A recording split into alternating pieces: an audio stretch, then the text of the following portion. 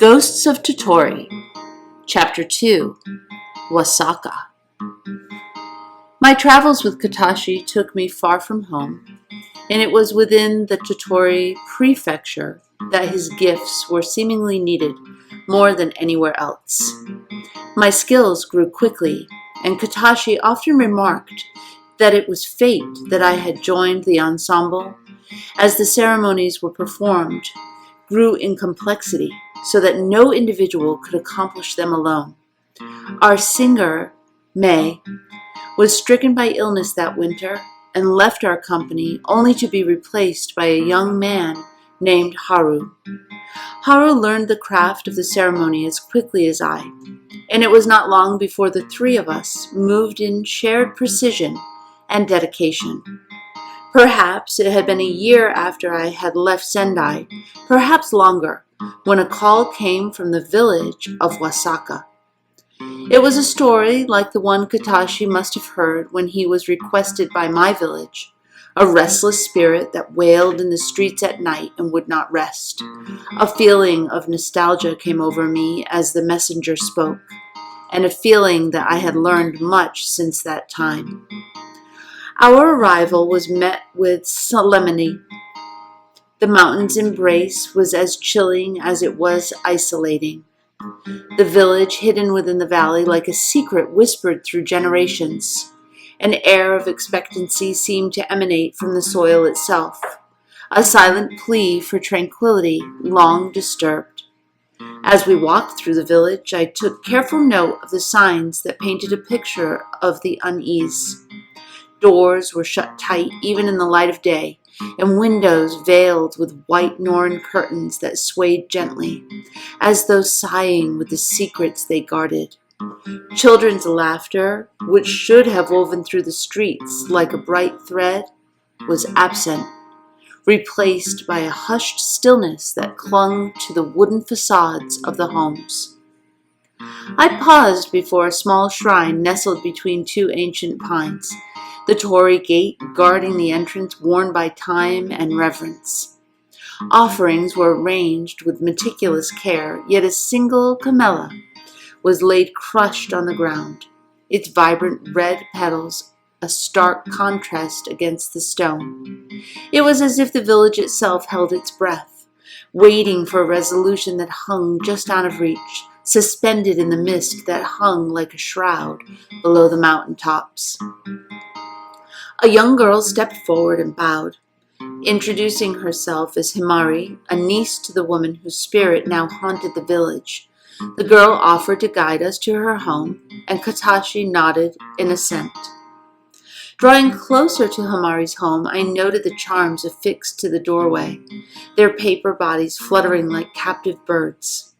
The talismans meant to shield and protect appeared overwhelmed, outnumbered by whatever force besieged this dwelling. I closed my eyes for a moment, allowing myself to attune to the rhythm of the place, the whisper of the leaves, the distant murmur of water, the traces of fear carried on the wind. Quietly stepping onto the moss-covered stone path leading to the weathered wooden door, I felt the weight of their desperation settle upon my shoulders. Himari's family stood at the threshold of their home, their faces etched with lines of sleepless nights. The family bowed deeply. They needn't speak.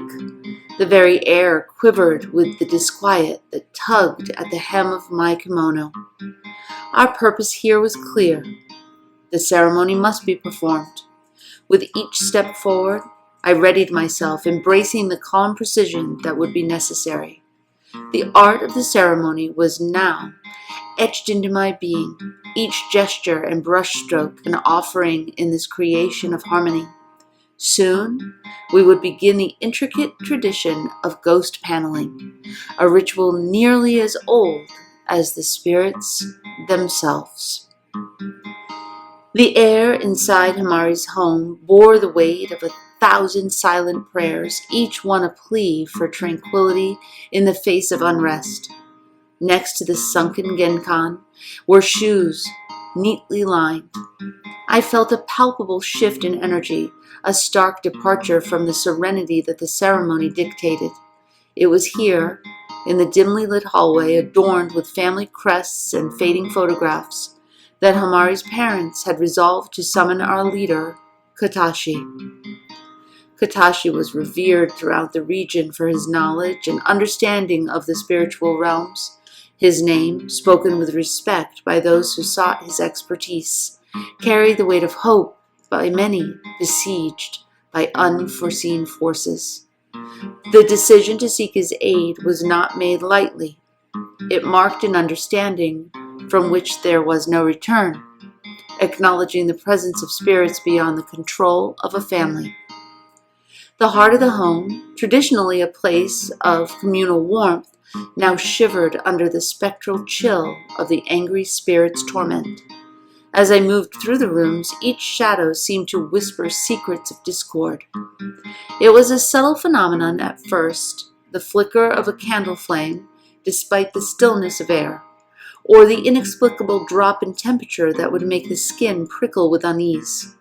As I moved from room to room, the energy grew more violent, more desperate.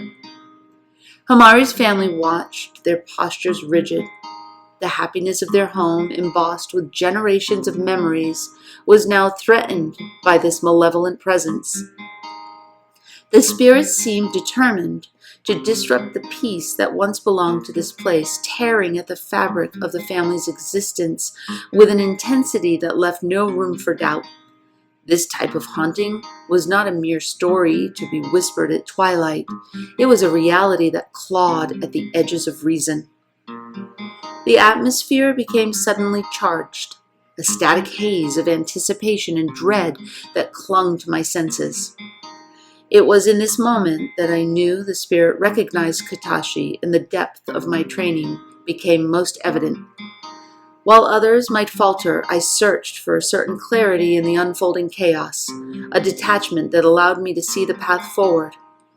Katashi's arrival had marked the beginning of the end for this unrest. It had to. For the sake of Hamari's family, peace must be restored, and the spirit guided to its rightful place beyond the veils of this world. In anticipation, I mentally recited the ceremonial steps, each one a practiced move in a complex choreography designed to harmonize the physical with the spiritual. The panels, once erected, would form a temporary barrier between worlds, a sacred space where reconciliation might be brokered. Yet even as I envisioned the intricate patterns of calligraphy that I would soon adorn upon them, the ominous creaking of the house served as a reminder that the task ahead was fraught with peril. As dusk began to fall, I stood next to Katashi at the center of Hamari's home, stepping across the boundary of the physical with a purpose that belied my calm facade.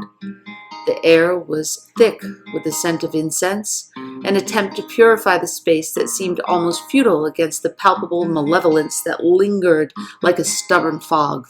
My role in this ceremony would not be defined by the symbols I would paint, but by an empathetic understanding of our task.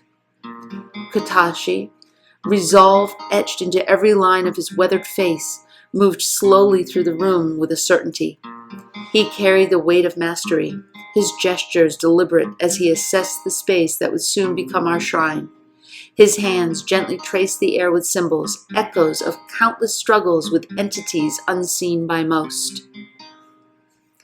The ghost paneling ritual was a dance of precision and intent, a series of steps that one must perform with absolute accuracy to ensure safe passage for the spirit. As the ceremony demanded, Katashi described the process as we worked, his voice soft yet clear as he spoke, not only to the family, but also to the spirit he was here to guide as well, onto the spirit world that would inevitably be called. The story he told, a story of a spirit bound by anguish, was spoken in a voice so profound that it carried through the veil separating life from death. In a tone of respect, he spoke of a woman who had met an unjust end, her life cut short by betrayal, and her afterlife marred by an inability to let go of the world she knew. Her connection to Hamari's family was a pattern woven by fate, a lineage that was unwittingly tied them to her eternal unrest. It was a narrative repeated in the careful selection of items Katashi laid out. Drawings faded by time, trinkets that whispered of past joys, and offerings meant to appease a soul that knew no peace. As I absorbed these details, my own resolve solidified, and I chose a brush to trace the first of many symbols. This is when the ceremony became more than mere tradition. It came to life, to act as a bridge between what was and what could be, a chance to mend the tear in the fabric of this family's inherited reality. With each word that Katashi spoke, a piece of the puzzle fell into place within my mind, crafting an understanding that would guide us through the treacherous path ahead, and I drew it upon the cloth. We were preparing to invite the spirit into a space fashioned by human hands, yet bound by spiritual law. The panels would serve as both sanctuary and guides to the next realm, their surfaces soon to be covered with my intricate calligraphy that would spell out the terms of our negotiation with the unseen. In this act, we would reach out to the entity, acknowledging its pain while easing it toward release. With the knowledge imparted by Katashi, every action I took became an homage to the spirit's tragic story, a silent vow to help it find the tranquility that had eluded it for so long. There was no room for error, no space for doubt. The ceremony demanded nothing less than our utmost respect and concentration, and I gave myself over to the trance-like state that is required to move between the physical and spiritual realms. Full darkness now wrapped itself around Hamari's home, the mountain air growing crisp as we worked. My hands moved with practiced precision, aligning the cloth panels that would form the walls of the room where we hoped to confine the angry spirit. Each panel told a story, the symbols and calligraphy serving as silent incantations. With brush and ink, I had painted strokes that were more than mere art. They were a medium through which we would communicate with the ethereal. Katashi oversaw the assembly, his expression carved from stone. When the north, east, and west walls had been raised, it was time for Haru to begin his role in the ritual. The serious young man sat cross-legged at the corner of the west-facing panel, and the blank space where the south panel would be lowered after the spirit had arrived. With white painted face and charcoal around his eyes, Haru bowed his head in quiet reflection. He was the ghost singer, a ghost charged with the task of piercing the veil between worlds, with an invitation offered through song, a responsibility both immense and steeped in honor.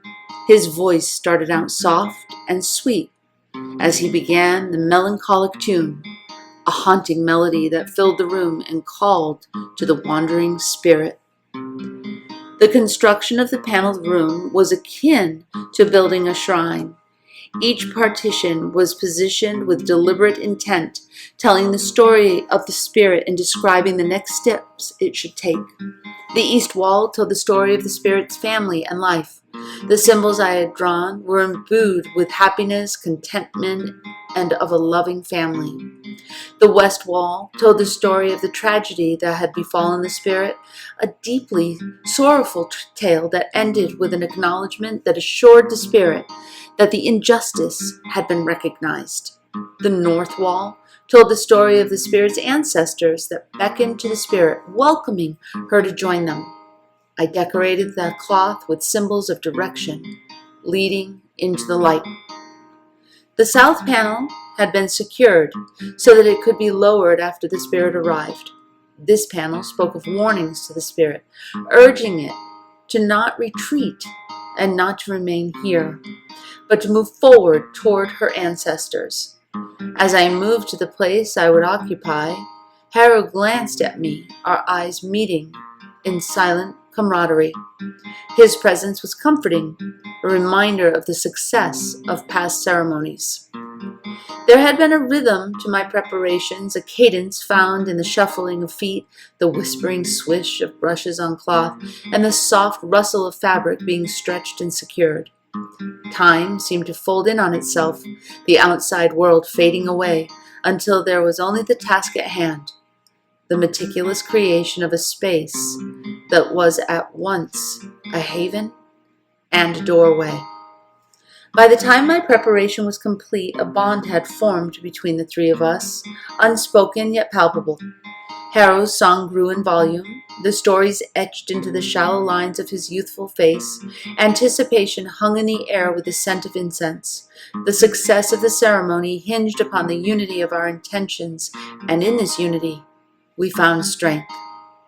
The panels stood tall and resolute, their surfaces now alive with the language of spirits. Every symbol, every line a part of a larger narrative that whispered of realms beyond our own. As I settled into my place at the corner of the east and southern wall, Katashi took his in the center of the room, and Haru called out loudly with his song. With night pressing against the windows, the stage was set for a confrontation centuries in the making. The dance of tradition and the supernatural was about to begin, and I stood ready at its precipice. In a sacred hush, the villagers were invited in one at a time as they tenderly placed offerings upon a low wooden table. The items were curated with such reverence, it seemed as though each piece was a fragment or reflection of the spirit's past life, now repurposed to serve as a silent welcome. Ancestral calligraphy, edges worn by time's relentless passage, stood sentinel among an array of treasured belongings. Porcelain dolls with delicate hand-painted features, a well-loved threadbare book of haiku, a set of intricately carved kanzashi hair ornaments. Each object bespoke a life once lived, a history unwilling to be forgotten.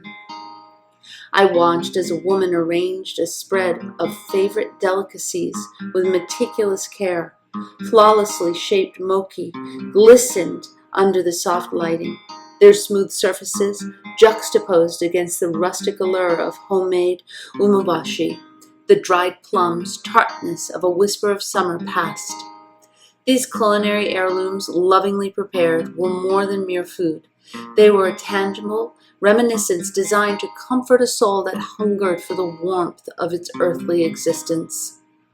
Every item was there to honor the woman, acknowledging her life it once had and the memories she still clung to. These gestures formed a bridge between the living and the spectral, a path through which reconciliation might be sought by letting her know that these things were always here for her. In the careful selection of these objects, there was hope, a quiet plea for peace to replace unrest. It was amidst this solemn homage that a figure made his way in, an uncle that lived in the house, moving with intent that belied the surrounding serenity. As I watched, I recoiled at the subtle disturbance, his fingers trailing over the offerings, displacing them with deliberate indifference. The act, a stark affront to the ritual's sanctity, sent a ripple of discord through the air. There was no need for words, as the deft movements spoke volumes of a desire to undermine what we had worked to achieve. It was a reminder that all souls were not united in purpose, and that there was always the possibility of one willing to sabotage even the most hallowed of endeavors. The air bristled with tension, yet my resolve solidified like ice in the winter's grasp. To witness such an attempt at desecration only fortified my commitment to the ceremony and its success. I understood then, more profoundly than ever, that this ritual was not merely about quelling spirits. It was a testament to the fragile balance between life and death, remembrance and justice. Katashi lowered a baleful gaze upon the man and spoke words in a voice thick with the ages of scorn. The man grimaced as he lowered his own gaze and exited the room as furtively as he had entered. His effort stifled as I rose to respectfully rearrange the table with care. With the offerings restored to their rightful state, the table once again became a tribute of remembrance, a mosaic of the love and loss that bound us all. Haru never wavered in his song, and as the family entered last to place their offerings upon the table, the time had come to light a special incense. A thin, unbroken wisp of smoke rose in the air. The smoke could remain straight and unbroken for hours, until disturbed by the arrival of the spirit. But our wait that night was not to be long. The air grew thick with anticipation as Haru sang, shadows amassing at the corners of the paneled room, shifting subtly as if alive. I could feel it, the spirit's presence coiling around us like a living energy, pulsating within the very walls that we hoped would contain it. Amidst the dense atmosphere, the offerings on the altar, once inert, now appeared imbued with an ethereal glow, as though in recognition of their spectral owner. The favorite delicacies lay untouched, yet I sensed a hunger in the air, an unseen mouth watering for a taste of life long lost. Haru sat in his corner, his posture embodying centuries of tradition. As he noticed the presence of the spirit, his notes floated through space, haunting melodies that wove themselves into the shadows transfixed. I observed the vibrations fill the air, resonating with an otherworldly quality that transcended time. The spirit exploded with a sudden intensity that sent icy chills cascading down my spine, a gust of wind, inexplicable within the stillness of the enclosed space, heralded in its anger. The panels, inked with sacred calligraphy, trembled as if in recognition of the force that now faced them. In that moment, the spectral form arrived in a maelstrom of emotions, swirling with rage and pain. It was an experience both awe-inspiring and terrifying, a raw display of unearthly power that defied human understanding. The manifestation of such wrath was a spectacle that even my experience of performing the ceremony could not have prepared me for. Yet, amidst the surge of terror, there remained a core of tranquility within me, a calm awareness that this confrontation was necessary, that our actions served as a bridge between the tangible and the unfathomable. I quickly lowered the south-facing panel with its warnings and closed the spirit in our room. We three watched, rooted in place by the gravity of what unfolded before us. The spirit raged against the containment, its anger palpable, a storm seeking release from the shackles of its own making.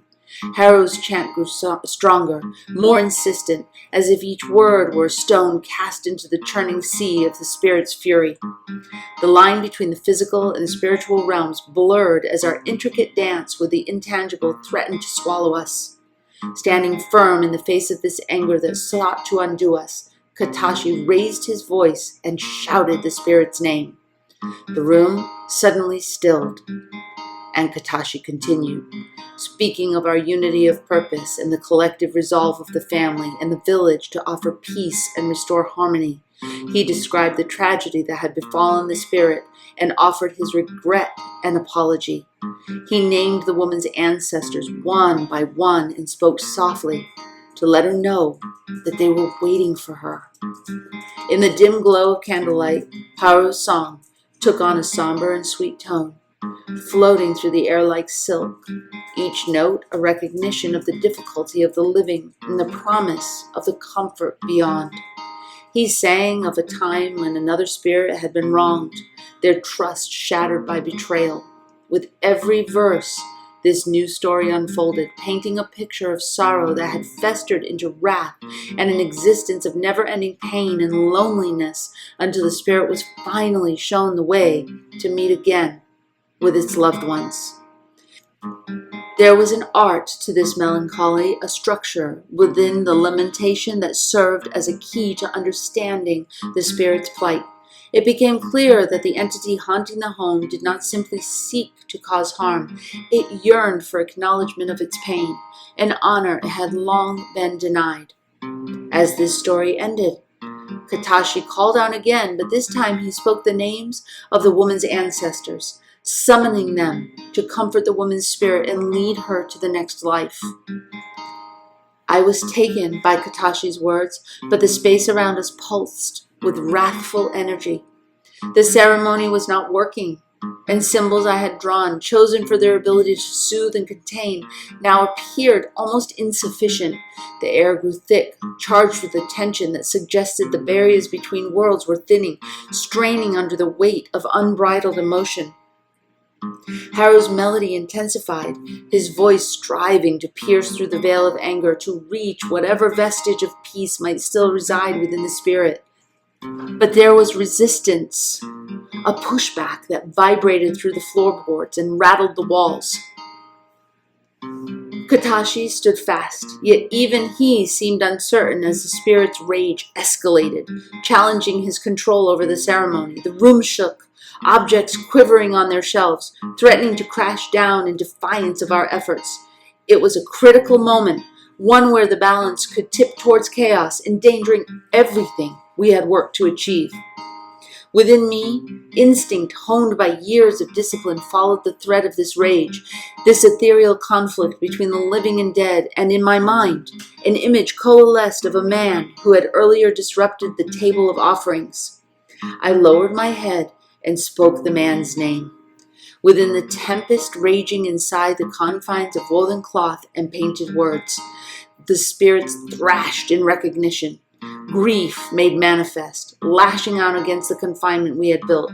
Katashi recognized the gravity of what I had discovered, a force of history and heartache that defied simple resolution. At the top of his lungs, Katashi bellowed the man's name and bid him be brought forth, an answer to the spirit of the woman. The man was quickly delivered to us and sank to his knees as the force of the spirit crashed over us all with the weight of the sea. Katashi commanded stillness, and the room fell to a hush. My eyes settled on Katashi, his face a mask of serene concentration, despite the chaos that swirled around us. He was the unmoving rock against which the spirit's tempestuous waves broke. I stood and stepped forward, the silk of my kimono whispering against the tatami mats. In each measured stride, I felt the weight of centuries of tradition anchoring me to this moment. The ritualistic precision instilled in me from childhood guided my actions as I moved closer to the man, a huddled figure shrinking against this supernatural storm. I spread a new cloth upon the floor next to him and chose a new brush, dipping it into ink. In a voice as hard as iron, Katashi bid the man to speak of his connection to the woman and let no word be uttered that was not true. Tears formed in the corners of this now trembling man's eyes as words tumbled from his lips. It was a story as old as time, an unrequited love that turned to jealousy, then malice, and then to worse. And I recorded the story onto the panel, forever preserved. When the man had no more to say, Katashi called on again, and those from the village picked the sobbing man up from the floor and dragged him from the room. As I moved back to my place, Haru began a new song, this one telling the story of the woman and the terrible fate that had befallen her. Haru sang of the sadness of a village and the family that loved her, and of the shame that the man's ancestors now felt as they looked down upon him. The atmosphere quivered with the tension of anticipation as the spirit's unrest wavered. The raw energy that stabbed at the edges of my consciousness now lessened. It was the human element that knitted our efforts together, a tapestry of shared determination and the solace of a story that had finally been told. Tension slowly fading, a stillness came over the room. The smoke from the incense rose again in an unbroken line, and I knew that the spirit had moved on. Without words, I looked back to Haru as he finished his song. There was a language in the quiet conclusion of notes, a subtle observance that transcended words and spoke volumes about the collective resolve of all who's gathered here, bound by the singular purpose of restoring peace to a home besieged by sorrow's echo. I stood to raise the cloth of the south panel, and when it was done, I nodded to Hamari and her family. Hamari's mother clutched to the sleeves of her kimono, her knuckles white with the effort of containing her fear. Her father stood beside her, his posture rigid, a silent guardian who had tried to shield his family from the unseen threat. They were a picture of courage in the face of the unknowable, their vulnerability palpable beneath the flickering light of the paper lanterns. Despite our knowledge and experience, Katashi, Haru, and I were once again reminded that we were no less vulnerable. We were actors on an ancient stage, playing roles etched deep within our cultural heritage. This ritual was more than the sum of its parts. It was a testament to the enduring bond between those who had gone before and those who remained behind. A bridge across realms woven from belief and bravery, and there was no way to ever know where that bridge might lead. Our roles were clearer than ever, as was the path we must walk, however treacherous it might be. With each step, each ceremony, I reaffirmed my commitment to stand alongside those who face their fears and to honor the legacy that gathers us. Together, we confronted a spirit's rage, inviting it to find solace in the embrace of ancestors, urging it to release the hold that it had on the living world. Our ceremony on that night was a success and ended in peace. The next would prove to end very differently.